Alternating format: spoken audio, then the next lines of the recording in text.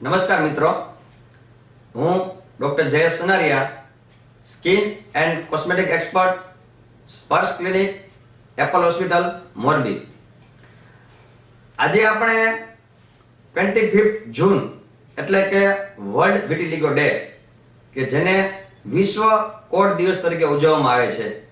તો આજના આ દિવસે આપણે આ ખરેખર વિટિલિગો શું છે, શેનાથી થાય, કે એનું નિદાન કઈ રીતે થઈ શકે અને એની સારવાર ઉપલબ્ધ છે કે નહીં, તો એના વિશે આપણે ચર્ચા કરશું. સૌપ્રથમ જોઈએ તો વિટિલિગો એટલે શું? સામાન્ય ભાષામાં આપણે કહીએ તો વિટિલિગો એટલે કે એને કોડ, કે જેને આપણે સફેદ ડાઘ કહેતા હોય છે. તો આ સફેદ ડાઘ શું છે કે જે ખાસ કરીને ચામડીના જે કલર માટે જવાબદાર મેલેનોસાઇટ છે, કે જેમાંથી મેલેનિન નામનું રંગદ્રવ્ય ઉત્પન્ન થતું હોય છે, એ કોઈ પણ કારણોસર બનતું અટકી જાય અથવા તો બનવામાં વિલંબ થાય તો જેના કારણે ચામડી ઉપર સફેદ કલરના ચકામા થતા હોય છે, જેને આપણે કોડ કહેતા હોય છે. અત્યારે સમગ્ર વિશ્વમાં જોઈએ તો 2.5 થી 3.5% લોકો છે આ રોગથી પીડાતા હોય છે. અને આપણા ઇન્ડિયામાં આજની તારીખમાં જોઈએ તો અત્યારેનો રેશિયો 8.8% સુધી થઈ ગયો છે. અને આ રોગ પુરુષ અને સ્ત્રી બંનેમાં સરખા ભાગે જોવા મળતો હોય છે. સેકન્ડ થિંગ કે સફેદ ડાઘ થવાના કારણો શું, કે ભાઈ કોઈને સફેદ ડાઘ થયો તેનું રીઝન શું? તો સૌપ્રથમ મોસ્ટ કોમનલી આપણે જોઈએ તો હેરિડિટરી એટલે કે વારસાગત. બધા જ સફેદ ડાઘ વારસાગત નથી હોતા, પરંતુ 25 થી 30% કેસમાં સફેદ ડાઘ છે વારસાગત હોય છે. સેકન્ડ થિંગ કે ઓટોઇમ્યુન કારણ. ઓટોઇમ્યુન મીન્સ કે જ્યારે કોઈ પણ કારણોસર આપણા શરીરની અંદર રોગપ્રતિકારક શક્તિમાં ફેરફાર થાય, કે જેના કારણે આપણા શરીરની અંદર જે એન્ટીબોડી છે એ આપણા જ સ્કિનના કલર માટે જવાબદાર મેલેનોસાઇટને ડિસ્ટ્રોય કરે તો સફેદ ડાઘ થાય, તેને આપણે ઓટોઇમ્યુન કારણ કહેતા હોય છે. બીજા અન્ય કારણ જોઈએ તો આજની આપણી ફાસ્ટ યુગની લાઇફસ્ટાઇલ, ડાયટ કે સ્ટ્રેસ, કે જેના કારણે પણ સફેદ ડાઘમાં વધારો થતો હોય છે. ચેતાઓ દ્વારા થતા નિયંત્રણમાં ફેરફાર થવાના કારણે પણ થતા હોય છે.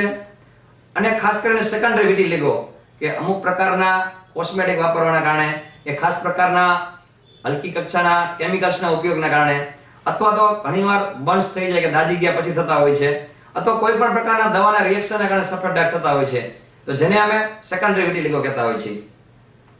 ત્રીજી વસ્તુ કે આ સફેદ ડાઘ કઈ જગ્યાએ થઈ શકે? તો શરીરના કોઈ પણ પાર્ટ્સમાં, હાથમાં છે, માથામાં છે, પગમાં છે, જેનેટલ્સ કે જે પ્રાઇવેટ પાર્ટ્સ ઉપર, ઇટ મીન્સ કે શરીરના કોઈ પણ પાર્ટ્સમાં આ પ્રકારના સફેદ ડાઘ થતા હોય છે. ઘણીવાર આપણને પ્રશ્ન થાય કે ખરેખર સફેદ ડાઘ થાય એ બધા સફેદ ડાઘ કોડ હોય છે? ના. ઘણી વખત આપણે કરોળીના ડાઘા છે, અમુક પ્રકારના ખરજવા કે એની સારવાર પછીના સફેદ ડાઘ થતા હોય છે. ઘણી વખત કોઈ પણ કારણોસર તમને કંઈ વાગ્યું હોય ને પછી સફેદ ડાઘ થતા હોય છે, અથવા તો રક્તપિત્ત છે કે એ બીજા પ્રકારના કન્ડિશનમાં પણ સફેદ ડાઘ થતા હોય છે. તો આ રોગનું નિદાન કઈ રીતે થઈ શકે? તો એના માટે મારી દ્રષ્ટિએ તમે યોગ્ય ડર્મેટોલોજિસ્ટને બતાવી એના તમારે સ્કિનના એક્ઝામિનેશન ઉપરથી ખબર પડી જતું હોય છે, અથવા તો ડોક્ટર તમને વુડ્સ લેમ્પની મદદથી પણ તમને નિદાન કરી શકે છે. અમુક કેસમાં અમારે બાયોપ્સી લેવી પડતી હોય છે, અથવા તો ઇમ્યુનોફ્લોરોસન્સ નામના ટેસ્ટ કરવા પડતા હોય છે, તો જેના દ્વારા આપણે બીજા રોગથી એને આપણે ડિફરન્શિએટ કરી શકીએ. હવે ખાસ કરીને આના પ્રકાર શું, ક્લાસિફિકેશન શું સફેદ ડાઘ? તો શોર્ટ્સમાં તમને સમજાવો તો મેઇન એના બે પ્રકાર છે. એક તો સેગમેન્ટલ વિટિલિગો અને નોન સેગમેન્ટલ વિટિલિગો. સેગમેન્ટલ વિટિલિગો મીન્સ કે કોઈ પણ પ્રકારના એક જ સેગમેન્ટમાં થતું હોય છે, એક જ પાર્ટ્સમાં થતું હોય છે. અને આ પ્રકારના સફેદ ડાઘ ખાસ કરીને અમુક ટાઈમ પછી 6 મહિના કે વર્ષે સ્ટેબલ થઈ જતા હોય છે અને આખા બોડીમાં સ્પ્રેડ નથી થતા હોતા.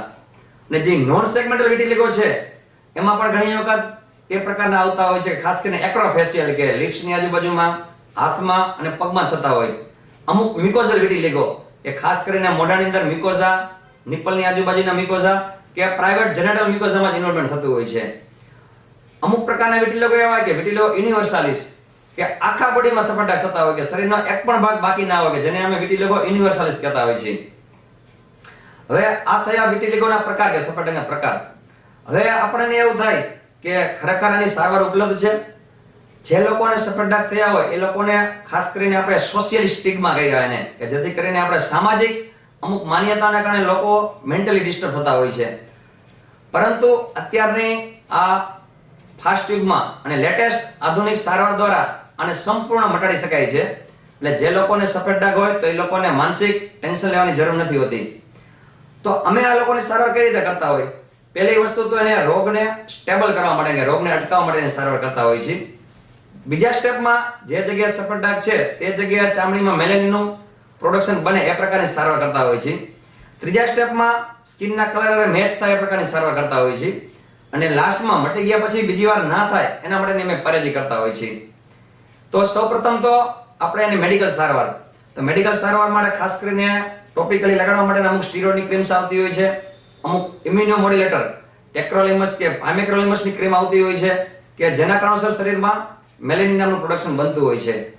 સેકન્ડ સ્ટેપમાં કે તમારે નેરોબેન્ડ યુવીબી કે બીજું એક્ઝાઇમર લેઝર, કે નેરોબેન્ડ યુવીબી એવી સારવાર છે કે આમાં એક પ્રકારની ખાસ 311 થી 312 નેનોમીટરની તરંગ લંબાઈ ધરાવતા કિરણોની મદદથી મેલેનિનનું પ્રોડક્શન કરવામાં આવતું હોય છે.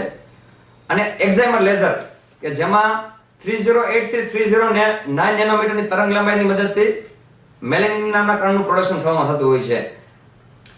થર્ડ સ્ટેપ કે ઘણી વખત એવું બનતું હોય કે તમારે ટોપિકલ સારવાર કરાવી, નેરોબેન્ડ યુવીબી સારવાર કરાવી, લેઝર કરાવ્યું, તો ઓરલી પીવાની અમુક દવા આપતા હોય છે, જેમાં અમે ઓરલ પુઆ થેરાપી કે દવા પીધા પછી પણ 2 કલાક પછી તડકે બેસવાનું આવતું હોય છે. અમુક ઇમ્યુનોમોડ્યુલેટર મેડિસિન આવતી હોય છે, અને ઘણીવાર અમે સ્ટીરોઇડની મેડિસિન પણ આપતા હોય છે કે રોગને અટકાવવા માટે. હવે આ બધી સારવાર કરાવ્યા પછી પણ જો એમ થાય કે અમુક જગ્યાએ સફેદ ડાઘ મટતા નથી, તો અમે એને સર્જિકલ સારવાર કે જે ડર્મેટો સર્જન અથવા તો પ્લાસ્ટિક સર્જન કરતા હોય છે, જેમાં પંચ ગ્રાફ્ટિંગ, સક્શન બ્લિસ્ટર, મેલાનોસાઇટ કલ્ચર કે સ્પ્લિટ થિકનેસ ગ્રાફ્ટિંગ નામની સારવાર કરતા હોય છે. ઇન શોર્ટ કે અત્યારના આ યુગમાં જો કોઈ પણ જગ્યાએ સફેદ ડાઘ હોય તો તમે એને મેડિકલ સારવારથી ના મટે તો સર્જિકલ સારવારથી ચોક્કસ મટી શકે છે. એટલે એના માટે ખાસ દર્દીએ હતાશ થવાની જરૂર નથી, ટેન્શન લેવાની જરૂર નથી, કારણ કે ઘણીવાર મેટ્રિમોનિયલ પર્પઝ માટે અમારી પાસે દર્દી આવે છે ત્યારે બહુ હતાશ કન્ડિશનમાં હોય છે. અને હા, આ સફેદ ડાઘ માટે અમુક ગેરમાન્યતાઓ પણ છે. ઘણા લોકોને એમ થાય કે આ સફેદ ડાઘ ચેપી રોગ છે, પરંતુ ના, બિલકુલ આ ચેપી રોગ નથી. ઓટોઇમ્યુન કન્ડિશન છે, એટલે વારસાગત આવી શકે, પરંતુ બિલકુલ એને અડવાથી ચેપ નથી લાગતો હોતો. અમુક લોકોને એવી માન્યતા હોય કે ગયા જન્મના કંઈક પૂર્વ જન્મના પાપના કારણે થતો હોય છે, પરંતુ એવી પણ ખરેખર હકીકત સાચી નથી. ઘણીવાર એવું બને કે સફેદ ડાઘ વાળા વ્યક્તિઓએ સફેદ વસ્તુ ખાવી નહીં. ચોથી વસ્તુ કે સફેદ ડાઘ વાળી વ્યક્તિને કેન્સર થતું હોય છે, પરંતુ મારી દ્રષ્ટિએ દર્દીઓએ આવી કોઈ પણ પ્રકારની માન્યતાથી ઘેરાવું નહીં.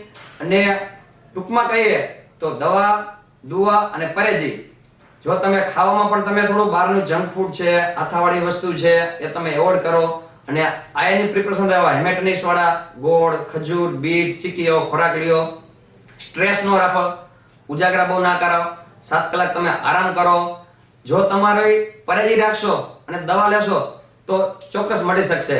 એટલે આજના દિવસે મારે ખાસ દર્શક મિત્રોને કહેવાનું છે કે જે લોકોને સફેદ ડાઘ છે તો એ લોકોએ મેન્ટલી હતાશ થવાની જરૂર નથી.